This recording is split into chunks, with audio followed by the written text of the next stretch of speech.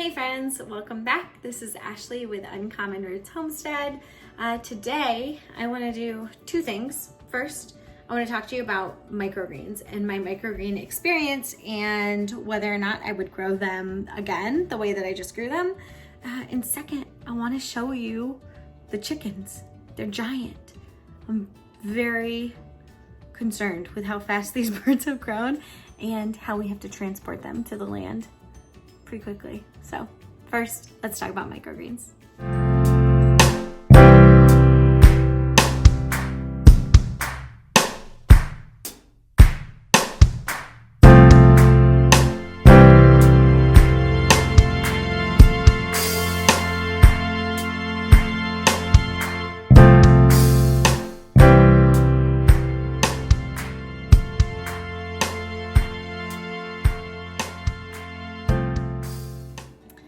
Okay, so I want to talk about these microgreens that I grew in mason jars.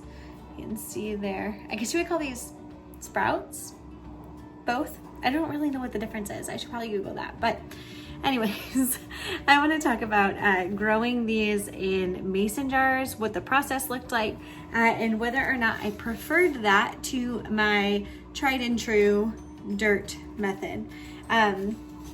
So microgreens are interesting. I think that a lot of the time it might feel like a bit of a fad. You can go to the grocery store and buy microgreens for like $10 for a little container of microgreens. So they're very expensive, they're very intimidating, and yeah, they taste like the vegetable that they are a sprout of.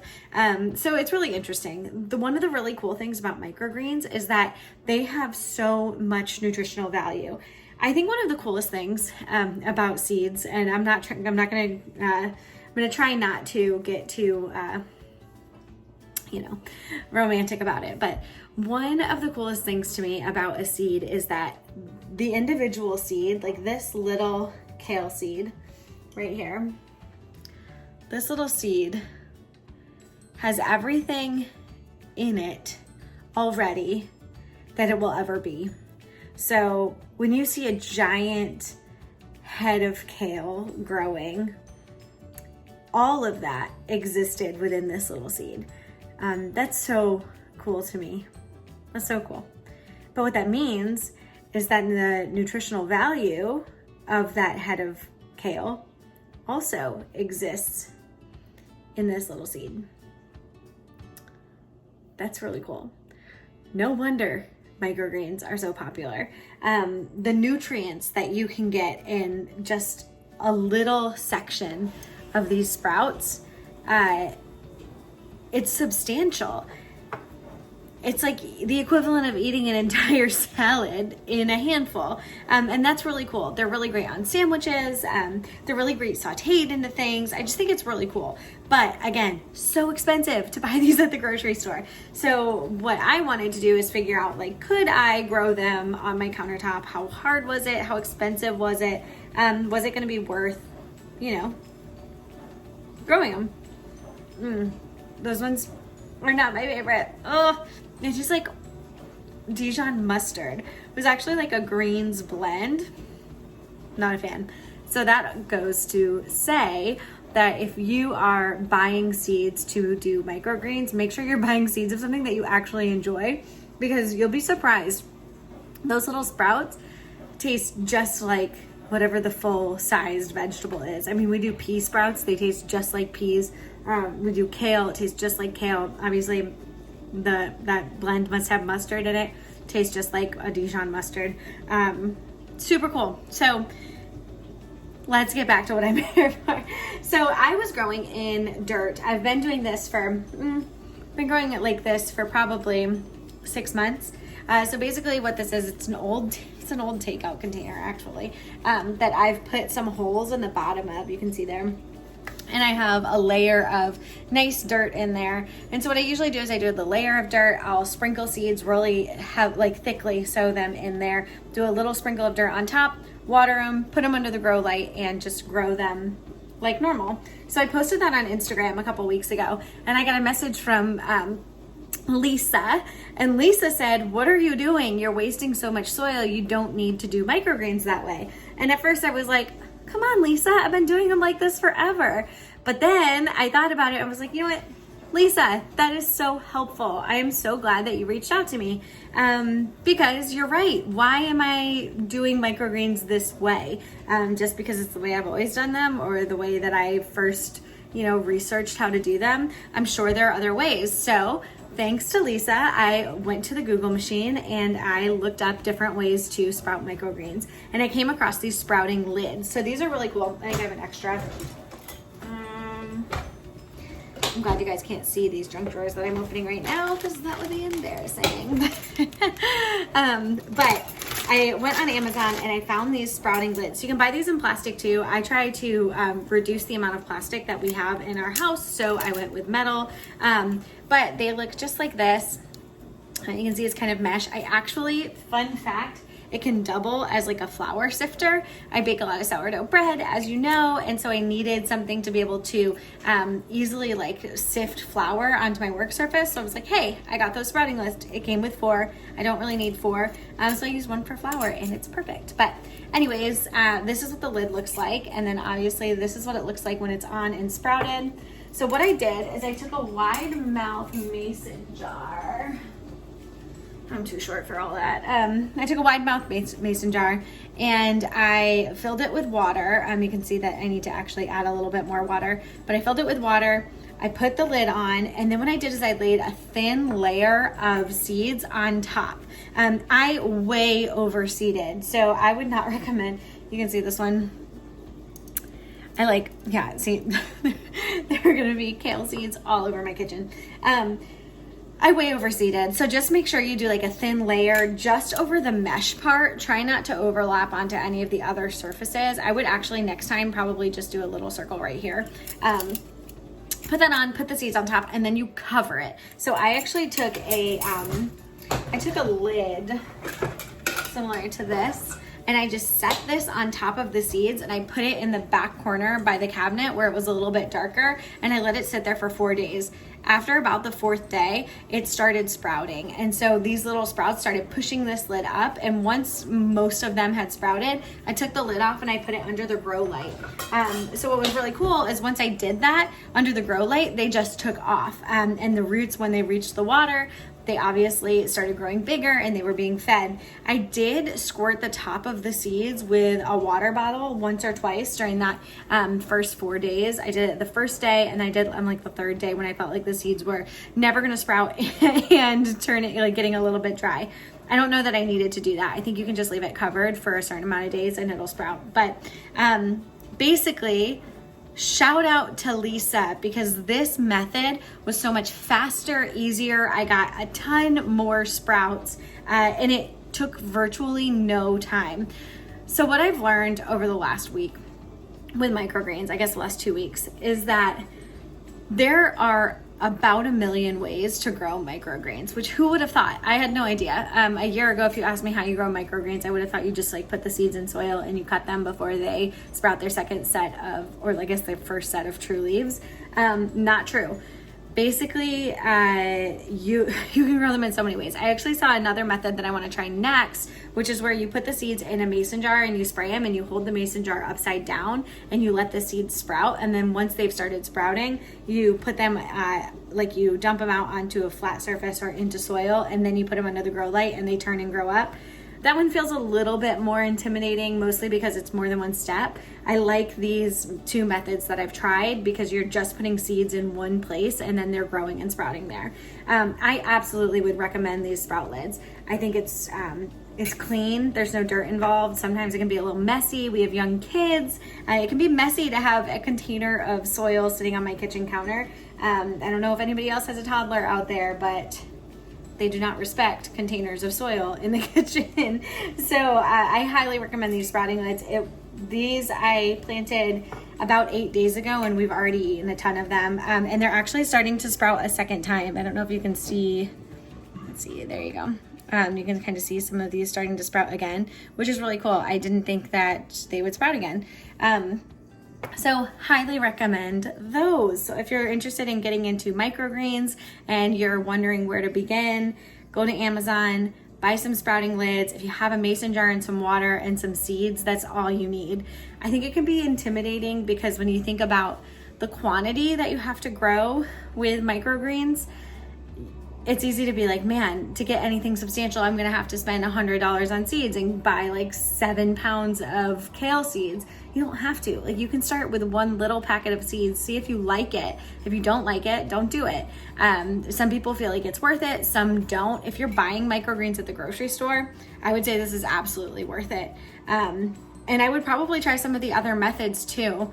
I think that you just have to figure out what's going to work best for you, and there's no wrong answer. If you're growing them in soil on your kitchen counter, that's perfectly fine. That's what I've been doing for the last year, and we've been eating microgreens. So, yeah, I hope that is helpful. Now, I know I jumped on here to talk about microgreens, but I want to go check on Kevin and see what he is doing, because he today is cleaning out the chickens, and I want to show you guys how big they are. These chickens have grown so substantially. It's crazy. They're huge.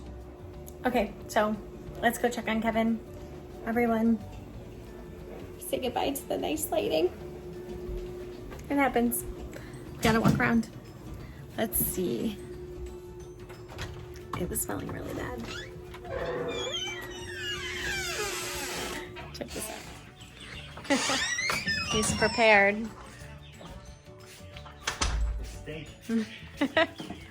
Little bit of ammonia. Yeah, a little bit. This is what happens when they get so big. Oh my gosh. What are we doing with 20 full blown chickens in our garage? Oh, gosh, if only the HOA knew. Just kidding. They're moving. They're not staying here, so. They're starting to outgrow this setup, though. Yeah. How many weeks are they now?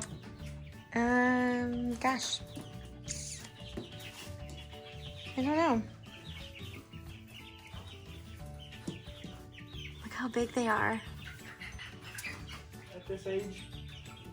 Not like when they were just little chicks. Some of them are more friendly than others, though. You're right. Right up in my grill. I'm trying out my new videography skills. Why is the light on? I don't know. Ooh. It's blinding. It works. You look beautiful. Thank you. Okay. Is it reflecting off my shiny bald head? Yes. All right. Well, there's one that'll come right up. I've called her Curious Georgia to this point. Georgia. He did come in the house and said, I really have enjoyed talking to Georgia. And I was like, who is Georgia? What are you talking about? It's his favorite chicken. Who knew? One of my hens. It's one of your hens. Yeah. Look at them. They're all pretty terrified because I just cleaned the... It smells a lot better in here, though. Yeah, it got bad. So under the water, it got really... this is pine bedding, so it soaks up the water and it gets kind of moldy under there if you don't continuously clean it. It had been a few days since I had cleaned it, so with that kind of moldy under there, kind of gross. Ooh. By a few days, he means weeks. It had been at least a couple weeks. We were doing the heavy bedding method, which to us really just means keep throwing bedding on and pretend like that equals cleaning. Maybe not the best, but.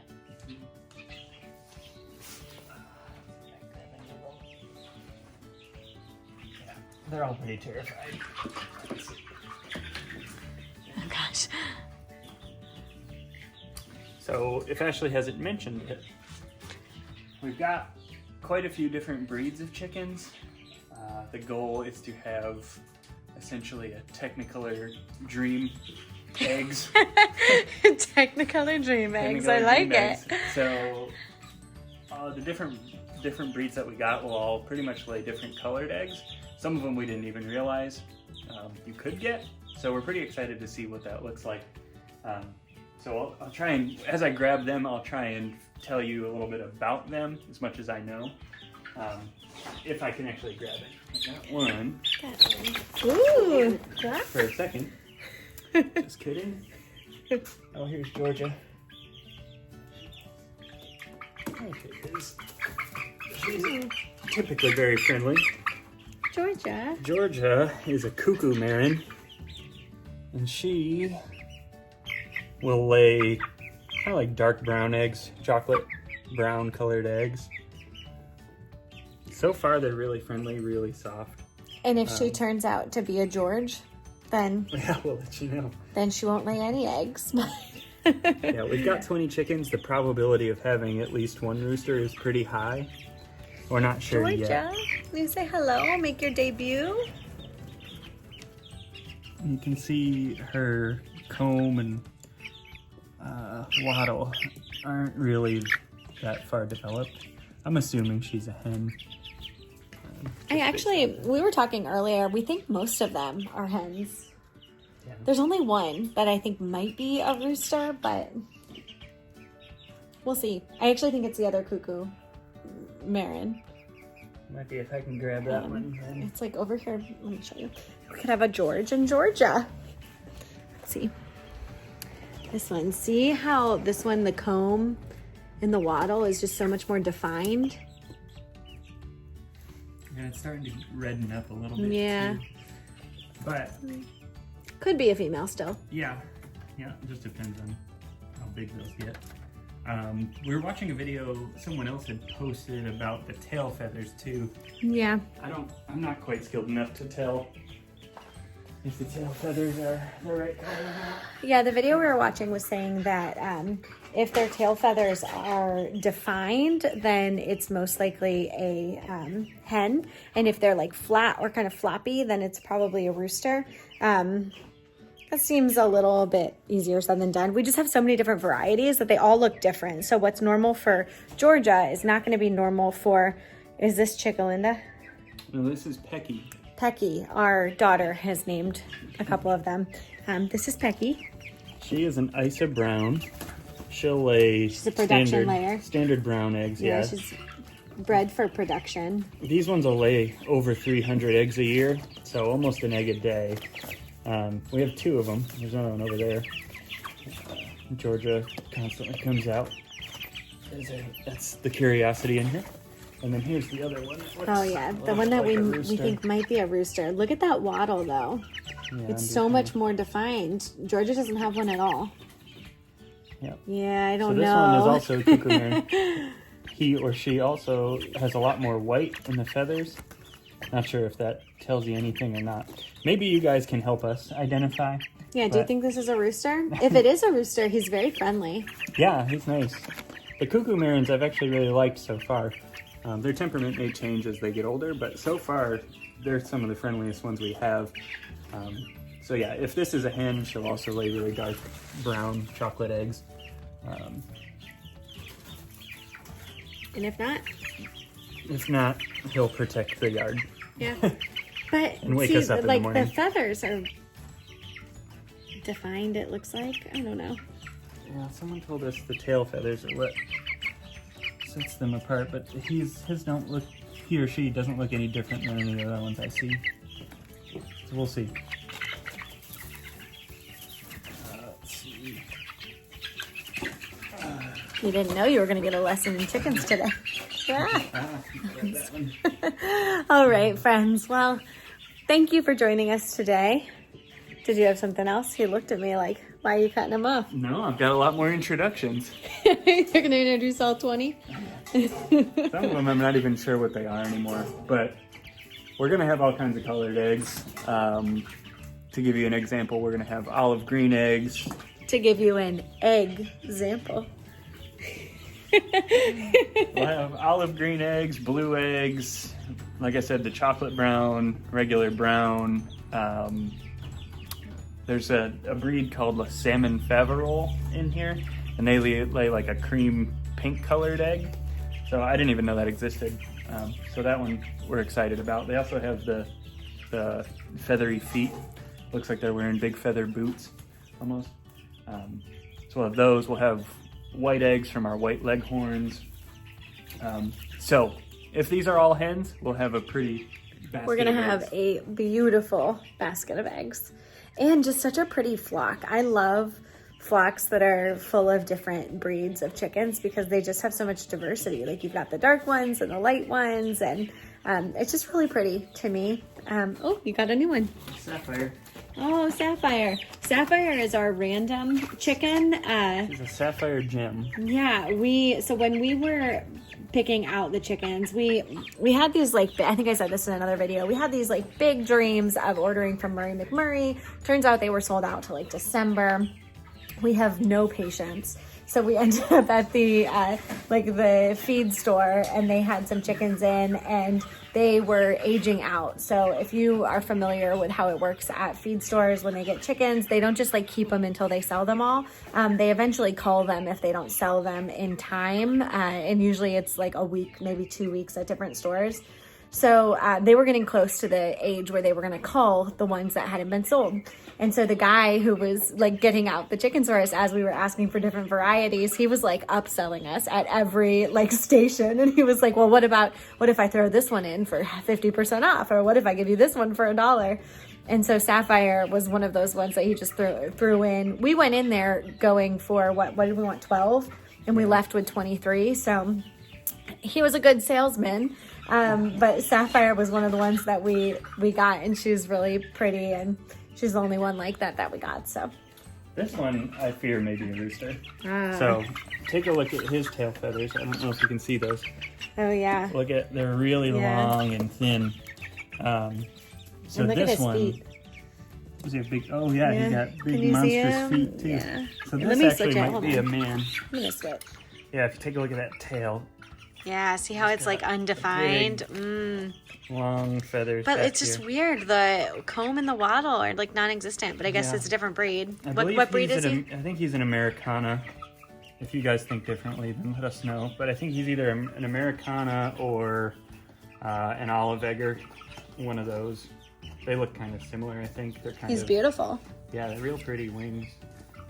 But you know what? I Look don't at- know. That other one, the other white one back there, has the same tail. Oh, maybe it's just the breed.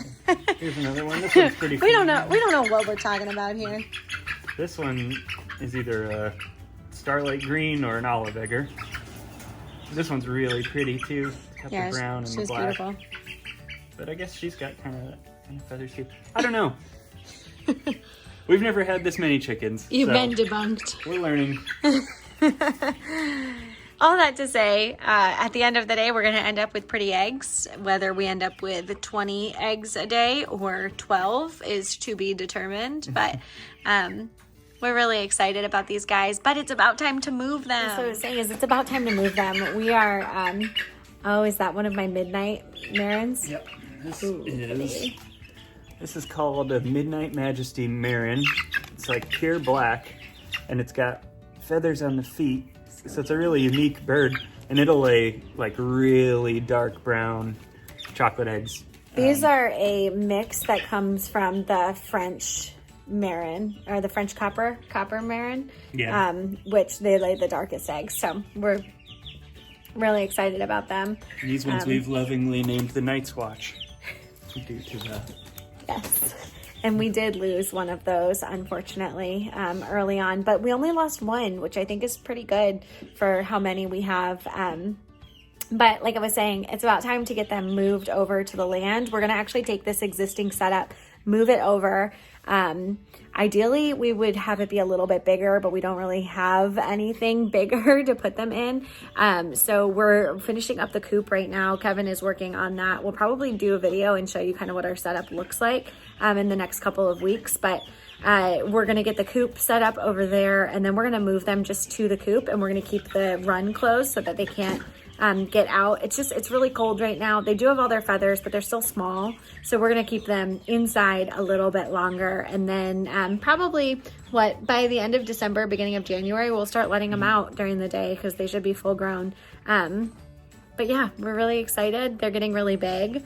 Hopefully this video makes sense. I know I started off talking about microgreens and whether or not I would grow in those containers again, and we ended it showing you our chickens. But hey, such is the homesteading life. Thank you guys for joining us today. And if you're not already, check us out on Instagram at Uncommon Roots Homestead. We'll talk to you next time. Thanks.